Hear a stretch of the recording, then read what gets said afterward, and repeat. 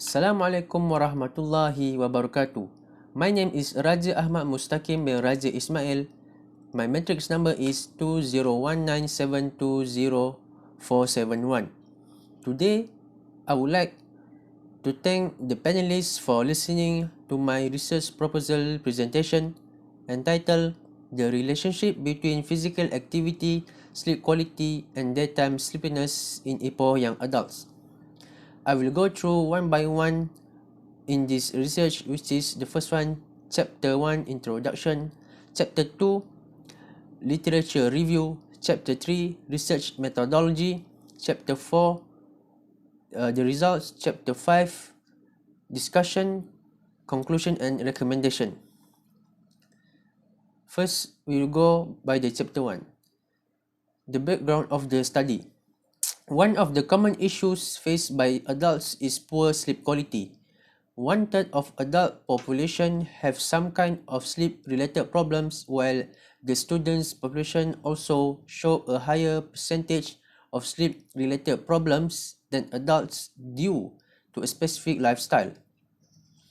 Regular physical activity is defined as any type of activity that does not implement rules in it and requires energy expenditure to fulfill the activity demand. High school students had better sleep quality if they were involved in physical activity per week, more than 3.5 hours rather than fewer hours of physical activity per week. Sleep quality is often used to refer to a collection of a sleep measure, which is total sleep duration, sleep onset latency, sleep efficiency, wakefulness after sleep onset, and daytime sleepiness. Factors such as emotional tension, bad sleep hygiene, and stress are affecting students to have poor sleep quality. Daytime sleepiness is an increased tendency to fall asleep and feeling drowsy. That shows that the person has poor sleep quality. Activities that disturb sleep before bedtime is considered to have an impact on extreme daytime sleepiness of the student population. Next is statement of problem. One of the problems faced by young adults is poor sleep quality due to alcohol consumption, physical inactivity, and excessive use of gadgets. Poor sleep quality may lead to serious medical conditions such as heart disease, diabetes, obesity, and reduced quality of life. Daytime sleepiness is one indicator of reduced quality of life, which is also may decrease the quality of task performance. The relationship between physical activity and sleep quality are mixed in observational data. Some studies report that greater physical activity is associated with better sleep quality. Other studies report no association in it. Previous research samples focus on older adults and university students, especially medical and biomedical courses. There is insufficient data reporting among Malaysia adult population regarding sleep quality characteristic. The research objective in this study, the first one, to investigate the relationship between physical activity and sleep quality in Ipoh young adults. The second one, to investigate the relationship between physical activity and daytime sleepiness among Ipoh young adults. The third one, to investigate the relationship between sleep quality and daytime sleepiness in Ipoh young adults. The significance of this study, the finding of this study may be beneficial to these stakeholders, which is the first one, the athletes, the second one, students, and the third one, coaches. Next, Chapter 2, Literature Review. The effect of physical activity on sleep. Regular exercise training show beneficial effect on sleep onset latency. Daily physical activity for more than 60 minutes is associated with adequate sleep. Many public universities students suffer from poor sleep quality, especially undergraduate students due to sleep problems. Poor sleep quality can pose high risk for serious health problems such as endocrine and metabolic disease. Major problems that occurs in college students is daytime sleepiness compared to adults and adolescents.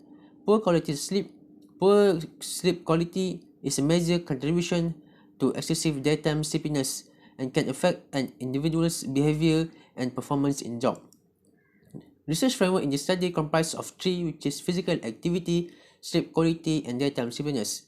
This three is considered dependent variable. Next, chapter 3, methodology. This research design is considered correlational study. The variables are interdependent between each other as no manipulation of variable occur. The sampling.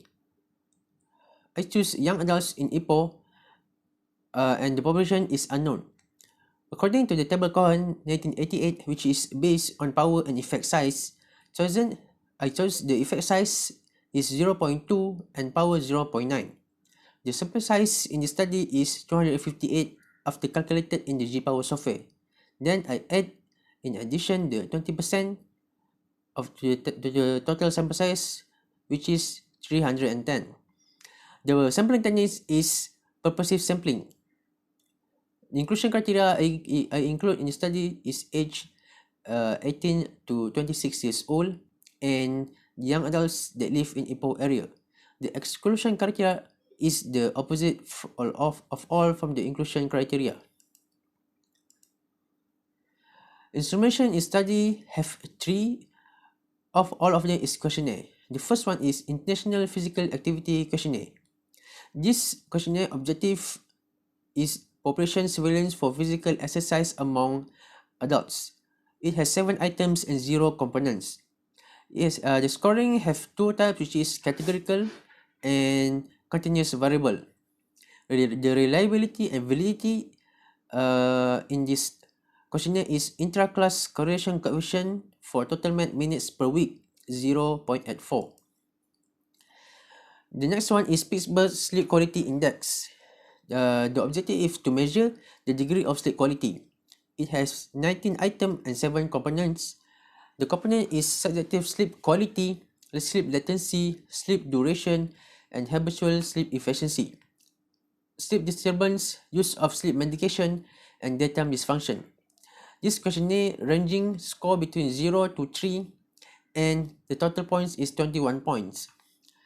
The sleep quality score is more than 5 consider poor sleep quality and less than 5 consider good sleep quality. The reliability and validity in this questionnaire is used by can be shown by Chromebus alpha test 0.83. The third questionnaire is Epworth Sleepiness Scale. The objective of this questionnaire is to measure the amount of subjective daytime sleepiness. It has 8 items and 0 components. The score range between 0 to 3. The total points is 34 points. The daytime sleepiness score, if more than 11 indicate high risk sleepiness and less than 11 indicates low risk sleepiness. Reliability and validity is shown on the Chromebus alpha test 0.7. The data collection procedures, starting with the ethic approval from UITM ethics committees. The second one, design a survey comprised of IPAC, PSQI, and ESS questionnaire. Then give explanation about the details and nature of the study in the survey. The fourth one, distribute the survey forms to the target respondent. The fifth one, participant completed the survey forms, and the last one, retrieve the data from the survey forms for evaluation process. The data analysis in this study uses Pearson correlation. This is used on the three objective that I have been showed you in the first place. Next, chapter 4, the results. The first one is demographic data of respondent including age, gender, institution, and educational level. The highest contribution of percentage is 21 to 23 years old, which is 69.6%. The lowest one is 2.1%, is categorized on the more than 26 years old. As for the gender, male contribute most of the percentage, which is 57%. Institution others than UiTM contribute more, which is 55.5%. The educational level the highest contribution on the educational level is on the degree, which is 63%. The master is the least percentage that contribute, which is 2.7%. Before I start the analysis, the result of analysis, the normality tests that I have run show that Kolmogorov-Smirnov, the p-value is less than 0.05. Then I continue to look for the kurtosis and skewness. The kurtosis and skewness is in acceptable range, which is in the range plus minus 1.96. So I consider this as normal data, and then I proceed for the Pearson correlation statistical analysis. Okay, for the first result is relationship between physical activity and sleep quality. There is no significant correlation as shown in the slide. Therefore, the result failed to reject the null hypothesis. As for the second result, is relationship between physical activity and daytime sleepiness. There is also no significant correlation. Therefore, the result failed to reject the null hypothesis. However, for the last, which is the third result, the relationship between sleep quality and daytime sleepiness, there is a significant correlation. The results show low correlation, which is 0.278. Therefore, the result rejected the null hypothesis. Let us go through on the chapter 5 discussion, recommendation and conclusion. The first discussion is relationship between physical activity and sleep quality. The result did not show any significant correlation between physical activity and sleep quality. Correlation between physical activity and sleep quality may become significant with the increase of age of the subject. Older adults show more better effects than younger adults on enhancing sleep quality if the physical activity methods had been suited according to their age level. It is suggested that social behavior of young adults have significant effects to sleep quality rather than physical activity. Self-report physical activity was not correlated with sleep quality whether level of physical activity was controlled or not. The second discussion is on relationship between physical activity and daytime sleepiness. The result did not show any significant correlation between physical activity and daytime sleepiness. Lack of other factors that must be included to directly associate with physical activity, such as activity that have been done prior to sleep, tea or coffee consumption, and sleep environment. University students are susceptible to report daytime sleepiness because of uneven schedule of sleep-wake or had less duration of night sleep. Contrarily, the association between sleep duration and daytime sleepiness cannot be established, which may be decreased by napping on daytime. As for the last discussion, which is relationship between sleep quality and daytime sleepiness, the results show significant correlation between sleep quality and daytime sleepiness. The R values show low correlation. Previous studies have demonstrated an association between sleep quality and excessive daytime sleepiness. This result may be explained by the fact that young adults are associated with university students and their daily lifestyle. Daytime sleepiness is very ordinary among students in the world due to higher average daytime sleepiness and lack of sleep quality. Medical students show high prevalence of excessive daytime dysfunction compared to the general population. For the conclusion and recommendation, there is no association between physical activity towards sleep quality and daytime sleepiness. However, there is an association between sleep quality and daytime sleepiness which mainly affected university students that comprise mostly of young adults. Objective measurement. As for the recommendation, the objective measurement must be included, such as accelerometer for future insight of the variable information needed from subject and prevent from self-reported bias. Other age-related groups must be considered in the study such as older adults to enhance the generalization of correlations finding. These are the references that I use in this slide presentation. That's all from me.